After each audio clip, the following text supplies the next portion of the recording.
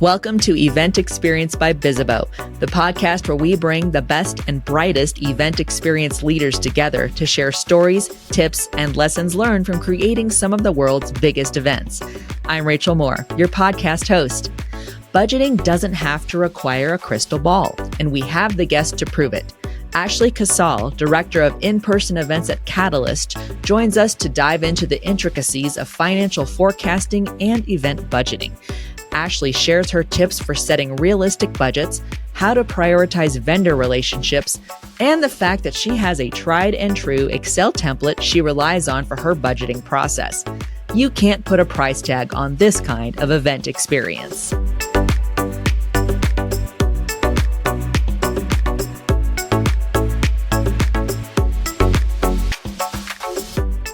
Our guest for this episode has event experience in the sports and entertainment industries, and today she serves as the Director of In-Person Events at Catalyst. She is known for her expertise in live event strategy and in crafting immersive event experiences that foster community and drive engagement. I am thrilled, and you will be too, as we welcome Ashley Casal to the show. Welcome, Ashley. Thank you, Rachel. I'm excited to be here. I'm excited to have you here. We're going to segue into some get to know you questions now. What are your go-to on the ground event day shoes when you know it's going to be an all day event? For an all day event, I can go Cole Haan Oxfords all the way. I mean, who doesn't like a cute sneaker that looks like a dress shoe, right? It is the theme. It is the trend now. All of us like, hey, let's get some fancy shoes, but they are basically sneakers. So I love that. Is there anything that you're listening to, watching, or reading these days that you can't put down? So I am reading a book that was written by a former high school professor of mine. It's not an autobiography, and it's not a biography, but it was just like kind of storytelling of all the crazy stories that he heard and throughout his teaching career, which I absolutely love. Mm-hmm. And my guilty pleasure is watching right now Grey's Anatomy. What even season are they on right now? Like 20, I think. It's amazing to me that show. I mean, you've got Simpsons, which is animated. You don't really have to worry about people aging out of that. But man, Grey's has just been going forever. It has, and I love it. And I think the storyline is starting to repeat itself, but it's just such a great show. You're just bought into the characters, right? It's like, you got to show up for them every week. And of course. I just rolled Cobra Kai last night. Oh, that was another one. We watch that around our house too. It's fun. And as someone who grew up, with the Karate Kid movies, it's very nostalgic for me. It is. It really is. Those are great suggestions. Is there a particular social post or a piece of media or even a hot take about events that you found interesting lately? So I am always on LinkedIn, and I love following Julian Solaris's content, all about event planning and improving your ROI and what's hot and what's not in events. Yep. He comes up on this podcast often with that question. So you're definitely good company with following Julius and loving what he says about events. It's always a good conversation starter. He's actually been on this podcast in the past, and we always try to find a little gap in his schedule to get him back on. So hopefully we'll be able to circle back with him soon. As always, I give such a super brief intro. It is super and brief for all of our guests. But I want to give you the opportunity and a quick call out, everybody. As always happens in life, notifications happen in the background, whether we like them or not, or whether our computers like us or not. So please disregard any little beeps that you might hear, because we're going to focus on a great conversation. Ashley, with that, I want to give you opportunity to tell us a little bit more about you, your role, and what your world is like as the Director of In-Person Events at Catalyst. Go for it. Tell us more about that. Absolutely. So Catalyst is a nonprofit in the DEI world. We focus on advancing women in the workplace, which is a very important mission nowadays. So my day-to-day is essentially planning the logistics, making sure that we stay within budget, tracking the budget, measuring ROI for our events. Okay, well, you segued us perfectly into why we're talking to you today. And thank you for that, too, for that intro as well. Because not only are we having you here for a general event experience, but it's really cool that we're able to expand on a conversation that actually just took place. So Bizzabo just hosted a webinar about budgeting. And we talked about sponsorships and stuff too, but mostly the topic was about budgets. And we're taking this opportunity with you right now to expand on that topic. And I'm really excited to have you here. And you, like you just said, you loaded it up that, oh, we are here to talk about budgets because that is what you do with Catalyst. So let's start things off simple.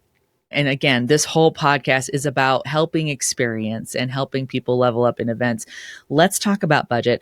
Can you, for me, define forecasting and describe how event planners should approach it? Let's get into budget forecasting. Tell me about it.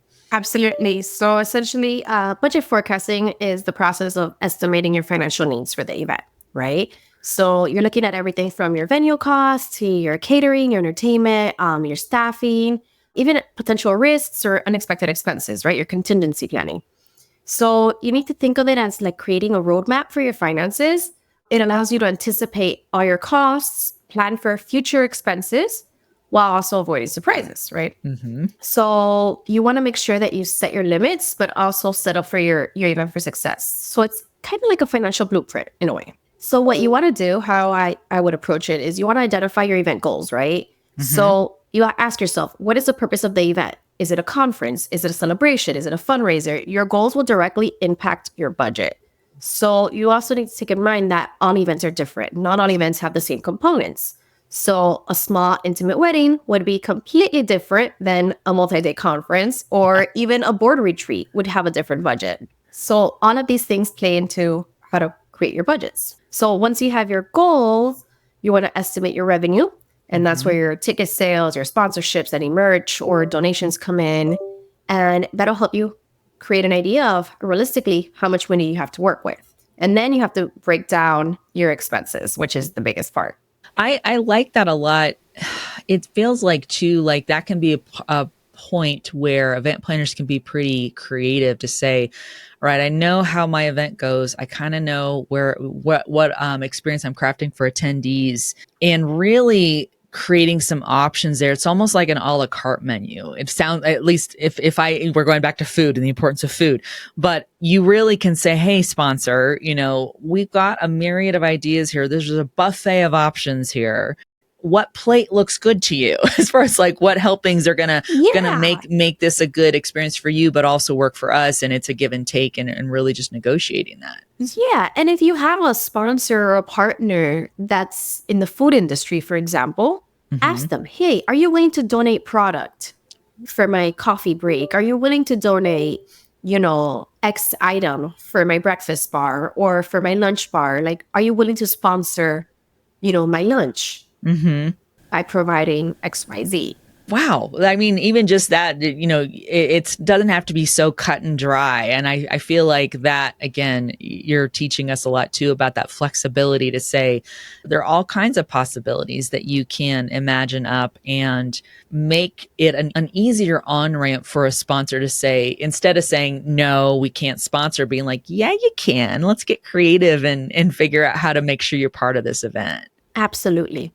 I think that's so great because as we know, I mean, goodness, sponsors are just like us, right? They're looking at their budgets and their line items and where they're investing their money. They're doing the exact same things that you're describing through this whole episode. And so really need to get you as the budget queen with the sponsors budget queen, and like y'all. Laura, at the end of the day, it has to be a win-win for both organizations, right? You don't want one organization to lose money. Absolutely. Absolutely. Excellent. This is so wonderful. And thank you so much for, I think you helped me feel smarter about budgeting, which is saying something, but certainly our audience and, in a second here, we're going to let people know how they can get a hold of you, to learn more. I have a feeling you're going to get asked about that Excel template, which is great because we all could use some help, but you make this sound so much easier than, like, I literally get deer in the headlights and admittedly, and I said this in the webinar that you were a panelist on, nobody should be trusting me with any accounting. I hate it. I don't like math. And yet, every profession requires you at some point to start doing that stuff. But you really did break it down well to say, look, you're getting, you said a few words there, estimate, idea. I think we all think we have to get it perfectly right. And sometimes that can cause the deer in the headlights thing. But you literally are trying to formulate estimates. Like you're using your best guesses to anticipate what you're going to make, what revenue you're going to make, and then what things are going to cost, right? It's really just kind of making a best guess. Yeah, you need to think about your ROI at the end of the day. Yeah. And I think that's super interesting too. Look, offline, we talked a little bit about, I just planned my father's 75th birthday. I actually did this, which this makes it seem much more digestible. And again, you made a great point too. It's like a wedding is going to be different than a 3-day conference. My dad obviously didn't have a 3-day, event for his 75th birthday, but that's exactly what I was like. Okay, I know we're having people attend for free. So I was like, okay, there's going to be some expense involved. So I didn't have any revenue from it other than vibes. I think that's great to say, let's look at what that revenue is going to be, but now you've got to be loading up, comparing your expenses against that, correct? Correct. So Gotcha. for me, when I'm doing my budgets, I not only want to look at what my expenses are going to be and what the revenue is, but essentially the bottom line is my profit margin. What's my profit margin? Again, just getting super, remember, you're talking to someone like I am 5 years old with accounting. You're saying, so whatever the expenses are, you want your revenue to exceed that. So whatever, that's the profit margin is saying, I'm going to make some money off of this. Yeah, exactly. When I was a kid, I wanted to be a mathematician. I love math. So this is so much fun for me. I'd love to know who our listening audience would be like. Yes, that's me too. And if you're watching this as well, let us know in the comments on the video. But I can't relate with that. But that's why I'm talking to you. We always want to talk to people who have the expertise we lack. So it's great to have you here. I have hopefully it's an interesting question. And some of our audience may be wondering this too.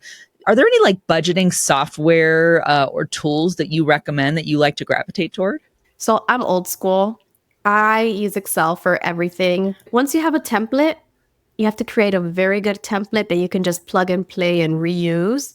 That's all you need, in my opinion. Now, other people like other softwares. I don't have any recommendations as I don't use any of them. I just old school Excel. Who doesn't? I mean, it's definitely, sometimes you're like, oh, what can I use? Let me open an Excel and it can do the formulas and stuff. Let me ask you this. Are you good at pivot tables? I'm not. Oh, thank God. I'm not, but I'm very good with formulas and calculating like percentages, things like that. Well, I know to go to you, and I know you mentioned too, you were getting some great questions from the attendees at the webinar that you're a panelist on. So you might get some more based on people listening to this being like, ooh, tell me more about that template in Excel. Send them over. Nice. It's all about those hacks, right? And getting it. And I can't say enough too. Yes, templates are your friend. You set it up. If you get something working the way it should, then like, hey, let's use and reuse that again. And it saves so much time. We'll be right back with more event experience after the break. Let's face it, venting won't fix outdated, overpriced event management software that lacks the support and features you need. But Bizzabo's Event Experience operating system will. Say goodbye to your frustrating legacy event software and hello to building more events that matter. Visit Bizzabo.com. That's Bizzabo.com to learn more about the Event Experience OS, Click Smart Badge, and more. We're back with Ashley Casal to learn how to educate stakeholders about realistic budgets. In the webinar, we talked about the importance of providing realistic guidance around budgeting to stakeholders, partners, and collaborators. And, obviously you've shared you love math. You're into budget and accounting. You know this. A stakeholder or a partner or a collaborator may be like me and they're like, no, I need you to make sure I understand this. And that can be a big hill to climb. Can you share your best practices around how to have real talk about budget with the other players in the room that are important to the event? Yeah. So as you mentioned, like not everybody likes math. Not everybody understands the numbers, but most people, at least in business, will understand what the bottom line is, right? You have to hit a certain target. So these conversations are about being transparent and setting realistic expectations and also fostering open communication. So you want to work together and to find any practical solutions to any issues that you may have. What that means is be upfront about your expectations, right? Mm-hmm. So set your goals, have the discussion with those in the room about the importance of 1, staying within the designated budget, And two, possible outcomes if you do go over budget. And then also you have to look at what offer solutions to the roadblocks. What are your roadblocks? Is it a tight budget? What can you do to stay within budget? Where can you pull the money from? How will these decisions impact the event? You want to make sure that you don't derail your event. Do you ever come across, in your experience, ever come across stakeholders or people having those discussions where they're incredulous even about maybe how much stuff costs, or like you have to be like, look, wake up call, this is what it costs, right? All the time. Like somebody will say, why does that candy bar cost $2 when last year it was $1? Mm-hmm. Well, inflation. It's hitting all of us. Yeah. Well, and oh my gosh, you just brought up the elephant in the room, right? I mean, I think we're all feeling that inflation is an absolute real thing. We talked about that in the webinar, right? Where it's like everything costs more right now, especially for in-person events. It's ridiculous. In general, in life, I mean, if you go to the grocery store, and I've seen this a lot on social media, and some of my neighbors actually did it, where you take your receipt from a few years ago, you go to the grocery store and you buy the exact same items. Yeah. And a bill that was $50 last time will be over $100 this time. Yeah. Yeah, it's definitely having ripple effects. So it makes someone in your role way more important, and be able to have those, kind of educational discussions with your stakeholders to be like, okay, we really need to look at what our costs are, how they're different from before. I think that just makes it more crucial too for that flexibility. And again, that's what we talked about in that webinar, and what we're talking about today, just how to stay flexible, being able to manage that. We ran out of time in the webinar before we got to this question for you and the other panelists that were there. So I'm going to take this opportunity to ask you the question here. What are some budget line items that you try to make sure get attention in each event in order to support their long-term growth? So great question. It will vary based on your type of event, right? So for example, in my role for a large conference, for me personally, food and beverage. If the food does not taste good at an event, I will go back there. I will not use the venue. I will attend the event the next year if it's in the same venue, because I know that the food was not good, and that's not a good impression, right? Didn't give me a good experience. So besides food and beverage, audiovisual. Audiovisual technology is what will make your event. You cannot have any fails. You don't want your computer beeping during your conference. You need great tech. You want to make sure that your screens are, HD videos. Mm-hmm. You don't want to see blurry videos, bad lighting, etc. The next thing for a conference is speakers. Content is what makes an event. So you want to make sure that you invest in your keynote and in your speakers, because you want your audience captivated and engaged as well. Yeah. Do you have, as far as like gauging that too, are you relying basically on like surveys afterward too, like to say, hey, how did you like? And if you're noticing trends saying, oh, people bounced out of this session with this particular speaker, or I think, they're rating it certain ways. Are you using that to help kind of formulate, great, now I know where to go with my budget next time? So we don't use the surveys per se for budget purposes, but we use it to gauge the event experience and to listen to what our attendees have to say, because we obviously want to make sure that they're loyal customers, right? Quote unquote, that they return. So if they say, listen, for example, the food, there wasn't a lot of food inclusivity or a lot of food options. That's another important thing nowadays. You need to make sure that your food options are inclusive of any dietary restrictions and any allergy needs. So if they come back and say that, then I have to go back and say, okay, well, let me look at the menus again. Let me change the food up for next year and see how that's going to impact my budget as well, by including, for example, kosher meals or halal meals. And then the same thing for, again, it goes back to inclusivity and accessibility. Like, oh, I need closed captioning or any translations. That's going to affect my budget for the next year. So I do take those, I guess you could say, suggestions to incorporate, but not in full, if that makes sense. Yeah, no, I like that there's that tie-in. And just admittedly, like, I think we talk a lot about feedback and surveys, and that's part of those metrics that you can kind of track. How was the attendee experience? But obviously, it's really crucial to have those results and use those to inform people who are your budget decisions. Maybe you're someone who's like, oh, we've had this speaker back, we've had them keep coming back every year over 5 years, but then suddenly you start seeing maybe people are like, yeah, it's same stuff, or I'm not getting anything new. It might be time then to say, okay, well, we need to change it up. And what is that going to cost if we pivot to this other speaker or this, this other kind of content, right? It all has an impact. Yeah, absolutely. And at the end of the day, you want to make sure that your attendees have a great experience, right? Because if they're loyal to you, they're going to return. And that's what's it's essential for growth. Yeah. Yeah, exactly. And that gets back to that question too, because it's like you want to grow year over year. Obviously, we all love it when we're like, hey, every year I'm hitting that target. But, there's the scaling of it. You'd love it to become that kind of like sought after event where maybe there's waiting lists and stuff like that, where you never want to like be worried about that attendee pipeline, and you always want to be generating that. A lot of this, it really is interesting. And like I said, even if you hate math and you're like, ooh, I'm going to get into event planning because I don't like math. Well, you're going to deal with math because this is all going to come back. Exactly. I have a question too. I think you had mentioned you are somewhat new to the role at Catalyst, and this dovetails into the question.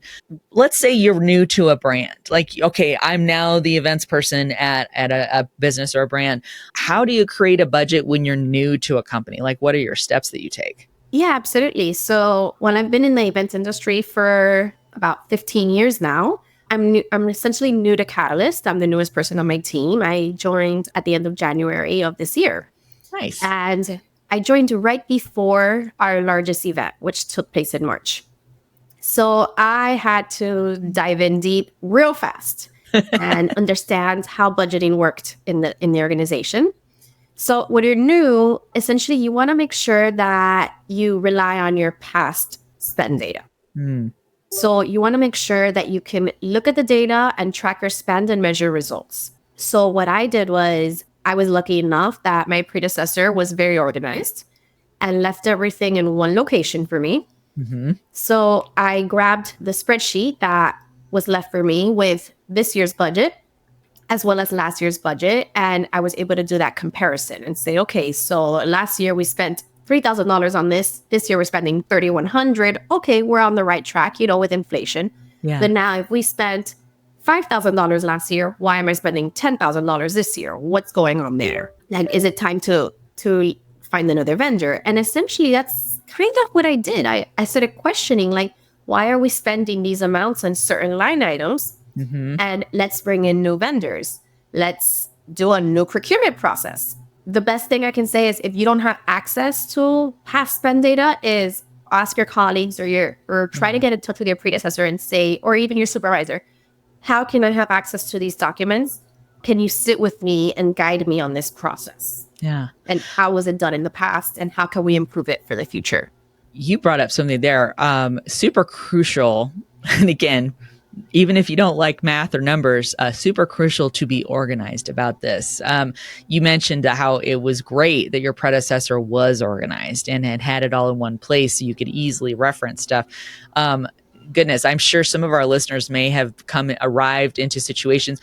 And even if you're like, okay, now I'm going to join a company and join their events team, or I know a lot of our listeners are their own agencies or independent kind of consultants or contractors, have probably encountered where they've come in and maybe the budget's a mess. Maybe it literally was like, it's a pile of receipts or like a folder of unorganized receipts that aren't categorized. And you're like, oh my God, I've got to go in and figure this out. So what we're bottom line saying is organization is absolutely crucial.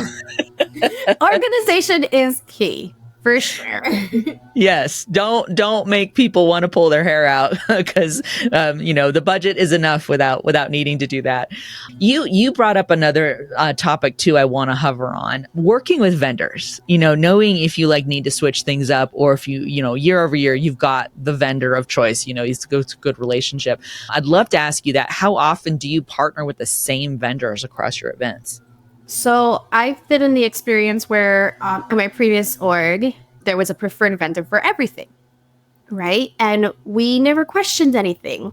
And we would just keep giving business back until we started realizing, wait, there should be other vendors that we should be looking into because we may be saving on costs. And essentially, we did a cost analysis and an RFP, and we realized that because we were loyal to that one vendor, we were missing out on key discounts.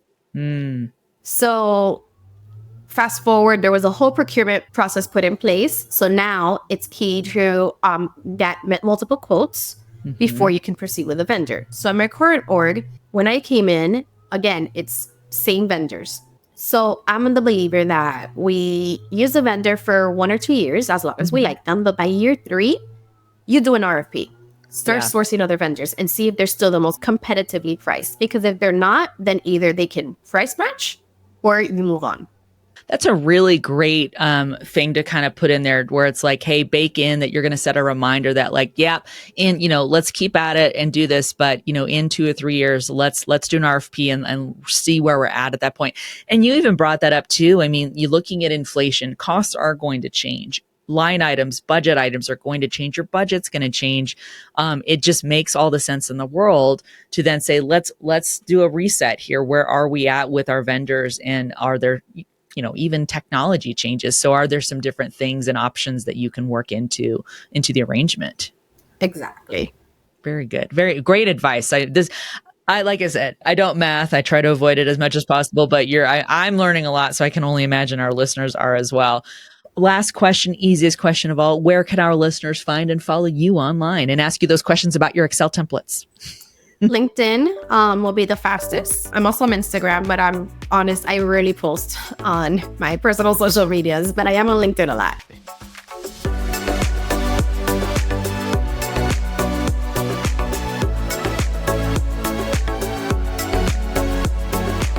Ashley helps you skill up with some advice around where you can pull in extra budget opportunities. Essentially, you want to leverage your sponsors and your vendors, maximize your budget by creating, multi-purpose experiences. So I'll ask them, are you willing to give me discounts, for placing a logo on my signage? I'm promoting your business. It's a win-win, but I'm also getting a discount. So for example, AV, ask them for some VIK services. You also want to maybe create immersive experiences, right? So you want to have the most bang for your buck. Yeah. So for example, convert your swag into a swag activation. Not only be the gift that you give out, but it also be a place for, social content gathering. Like I said, at today's one immersive experiences, you want to find creative ways to get them. Thanks again to Ashley Casal for joining us on Event Experience. And thank you for listening. If you're enjoying the show, we'd love to hear it. Connect with us on social and subscribe, rate, and review us wherever you're listening. Also, don't forget to share the show with your colleagues and friends. You can find transcripts of each episode and key takeaways on bizzabo.com/podcast. On behalf of the team, thank you. We'll gather again soon for a new episode of Event Experience.